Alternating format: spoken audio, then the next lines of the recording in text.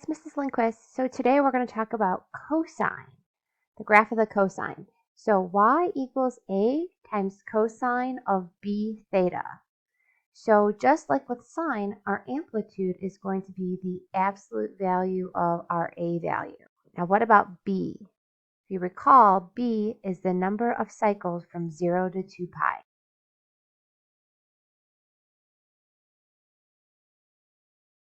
To get our period for the cosine function, it's the same as doing the sine function. It's going to be 2 pi divided by b. Or alternatively, we can write it as b equals 2 pi divided by the period. This will be useful when we want the b value and we know our period. So let's look at the shape of a cosine here. At 0 radians, our cosine starts at 1, and then it goes to a 0, then to a minimum, back to a 0, and back to a maximum of 1. So in this example here, our a value is 1, so our amplitude is 1, and our period is 2 pi, because it's 2 pi divided by b, and our b value here is 1 as well. So cosine kind of looks like a valley. So it goes from a maximum to a maximum. So let's talk about our pattern, and again, this only applies if our a value is positive. We're going to have max, 0, min, 0, max. So what would happen if the a value was negative or less than 0? We would start with a minimum, go to a 0 to a max to 0 to a minimum. So we would start with a minimum and end with a minimum. So it would be more like a hill. All right, so 5 key points like we've done before. We're going to take our period and we're going to multiply by our 5 key values of 0, a quarter, a half, 3/4, and 1. And that will help us break our period into quarters. All right, so in example 1, it asks you to find the amplitude and the period and write an equation. The windows that they're setting up for us are going from negative 2 pi to positive 2 pi. So let's just kind of label our windows here. And it says the scale is going by pi's. The y minimum is negative 2. The y maximum is 2. And the scale is going by ones. Okay, so let's take a look at this graph. Okay, so we know this is a cosine graph versus a sine graph because we're starting with a maximum at theta equals 0. So a maximum to a maximum. So here is one complete cycle of cosine. It's the value, a maximum to a maximum. Let's first take a look at our amplitude of this graph. So remember, amplitude, we drew a midline through the graph. It's the height of the peak. So where you can see our amplitude, we are going up to 1. So our amplitude is 1 in this example, which makes our a value equal to 1. What about our b value? So how many cycles can we get from 0 to 2 pi? Well, we already saw we have 1, and then from here to here, we have a second v, and then from here to here, we have our third V shape. So we can see we have 3 cycles of cosine. There's 1, there's 2, there's 3. We have 3 cycles of cosine between 0 and 2 pi.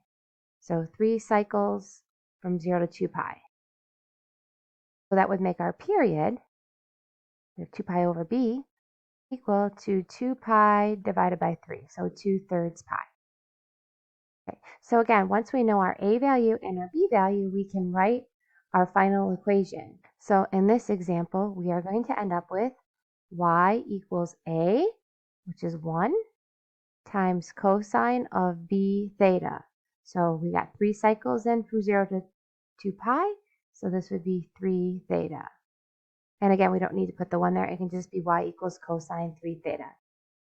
Okay, so let's look at example b. Again, if we draw the midline of our graph, and we probably should understand our window, it's from negative 2 pi to 2 pi again. So this is 2 pi. This is negative 2 pi. And we're going from negative 4 to 4 on our y. Okay, let's identify a cycle of cosine.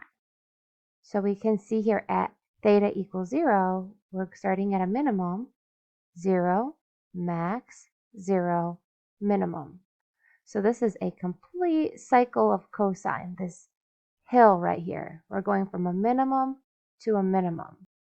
Okay, so our amplitude of this graph, we can see the height of the peak is 2 units. So that would be our amplitude. So what would our A value be? Would you think the A value should be 2? Keep in mind that we're starting with a minimum and we're ending with a minimum instead of the normal cosine of starting with a max and ending with a max. So if we want to start with a minimum, our A value should be -2. That indicates that the graph is reflected over the x-axis. All right, so let's take a look at our B value. What is our B value? How many cycles can we get between 0 and 2 pi? Well, if we look here, we start at theta equals 0, and we have to go all the way to 2 pi to get one cycle. So our B value is 1. We can only get one cycle between 0 and 2 pi. So our period is going to be 2 pi divided by 1, or just 2 pi. Okay, so at this point, we are now ready to write our equation. So we know our A value is -2 and our B value is 1, since we're only getting one cycle in between 0 and 2 pi. So go ahead and pause the video and see if you can write a cosine equation for this graph.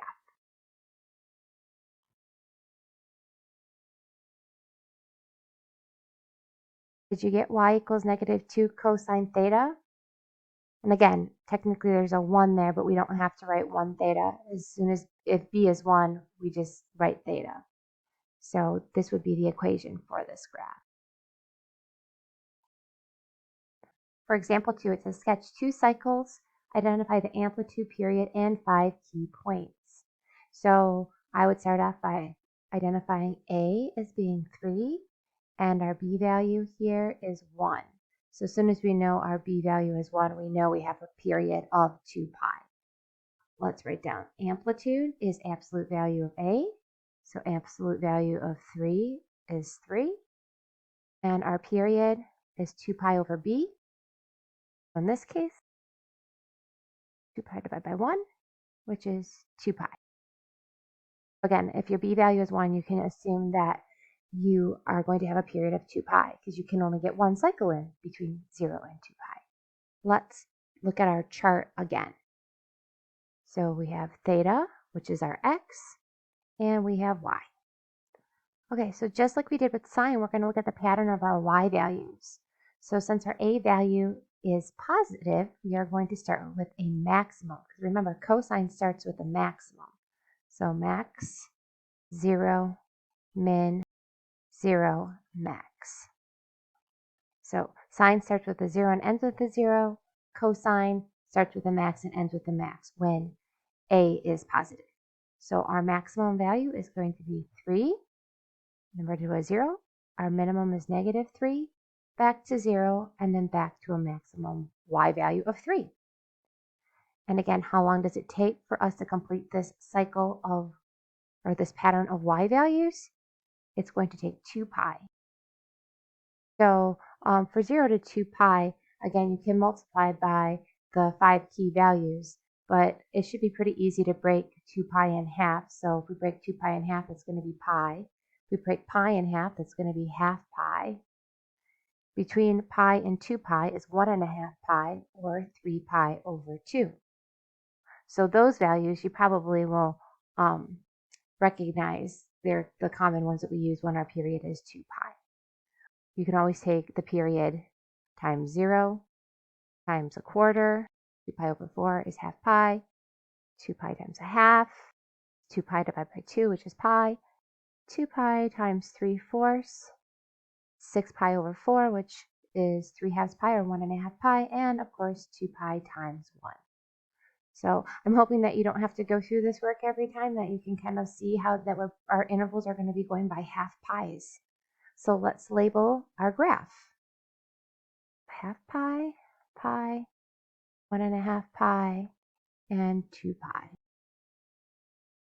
So we're going to start at 0, 3. So we start with a maximum of 3.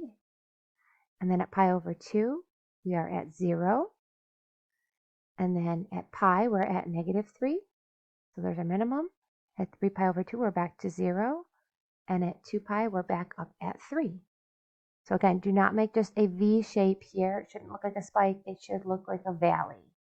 Remember, this is a sine wave. So here is one cycle of cosine. And if we wanted another cycle, we could go from negative 2 pi to 0. Again, we follow the same pattern. We start with the max to a 0, to a minimum, to a 0, and back to a max. And then we can draw out that cycle of cosine as well. So those are our 2 cycles of cosine. Okay, well that's the end of part 1. I will see you for the second part in a moment.